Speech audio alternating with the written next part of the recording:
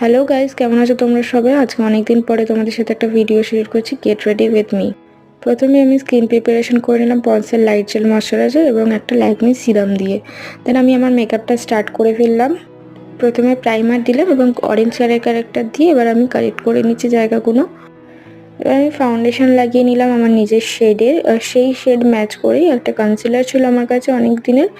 এই কনসিলারটি ইউজ করে নিলাম, ভাবলাম অনেক দিন ইউজ করা হয়নি, করেই দেখি কেমন লাগে। তো ঠিকঠাকই ছিল, ব্লেন্ড হয়ে গেল ভালো করেই। অ্যান্ড এবার আমি একটা কম্প্যাক্ট পাউডার দিয়ে আমি জাস্ট মেকআপটা আমার সেট করে নিলাম। আচ্ছা, তোমাদের তো বলাই হয়নি আমি কোথায় যাচ্ছি। আমি যাচ্ছি আজকে খুব ভালো একটা জায়গায়, নৈহাটির বড় মার কাছে।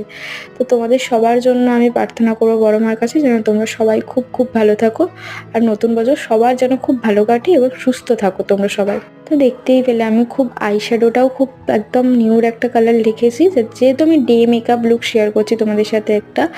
আর যদিও ডে মেকআপ লুক নয়, এটা 3টের সময় আমি বেরিয়েছি, গাড়িতে উঠেছি 4টেই আর পৌঁছেছি 6টায়। তো ঠিক আছে, কোনো অসুবিধা নেই, মায়ের কাছে যাচ্ছি, সাজটা বড় কথা নয়। বাট সেজে গুজে গেলাম, একটা দিন অনেক দিন পরে সাজছি। তো দেখো আমার সব কিছু হয়ে গেল, আইলাইনারও পরে নিয়েছি, মাস্কারাও লাগিয়ে নিয়েছি, লিপস্টিকটাও লাগিয়ে নিয়েছি। এবার তোমরা বলো যে আমি মেকআপ লুকটার সাথে আমার এই হারটা আর এই ড্রেসটা কি মানাচ্ছে?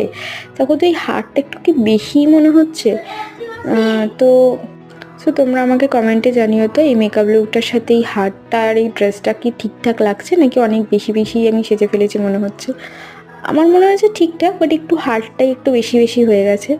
তো যাই হোক, আমার মেকআপ লুক এটা ফিনিশ। অ্যান্ড তোমরা জানিও কেমন লাগছে। বাই।